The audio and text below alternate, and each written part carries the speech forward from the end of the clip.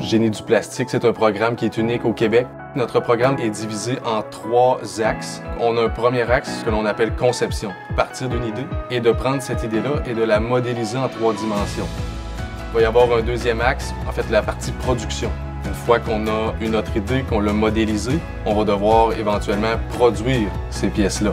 Et il reste aussi le volet, disons, recherche et développement, donc développer des matériaux qui sont novateurs, des matériaux de l'avenir.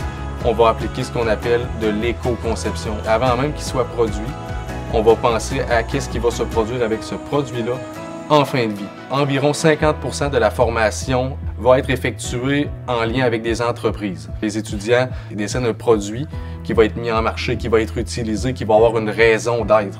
C'est certain que l'élément de concret dans tout ça vient assurément motiver nos étudiants dans le choix du programme, mais aussi dans les différents cours du programme. Moi, je suis enseignante au DEP en fabrication de pièces industrielles et aéronautiques en composite. Composite, c'est très large. Il y a beaucoup de différentes techniques, différents procédés. Nous autres, on prend les procédés les plus en demande, puis on leur montre la base de chacun des procédés.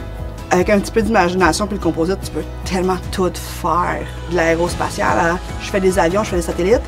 Je fais des bateaux, je passe par le médical pour faire des chaises roulantes et des béquilles, et je passe par le sport pour aller faire des bâtons de baseball, des raquettes de ping-pong. Et s'ils voudraient, là, les jeunes en sortant de l'école, ils pourraient s'ouvrir leur compagnie de composite. On va jusqu'à pousser jusque-là. Ici, à Saint-Jérôme, le programme de technologie du génie des matériaux composites permet de s'arrimer avec l'industrie. Il propose que l'étudiant vienne évoluer dans un contexte d'école-usine. Ça permet aux étudiants d'avoir une expertise particulière et souvent recherchée par les compagnies. Le taux de placement pour nos étudiants, en fait, c'est 100%. Souvent, à la sortie de l'école, en fait, ils sont rapidement engagés là, dans nos compagnies. Là.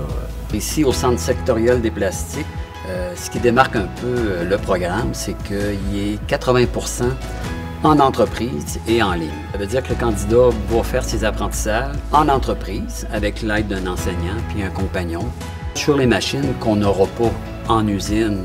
Le candidat va venir au Centre des plastiques pour avoir la formation terrain, soit pour l'extrusion humide, à sec, ventilé, extrusion soufflage ou l'injection. Les matériaux composites, c'est des matériaux du futur qu'on voit de plus en plus.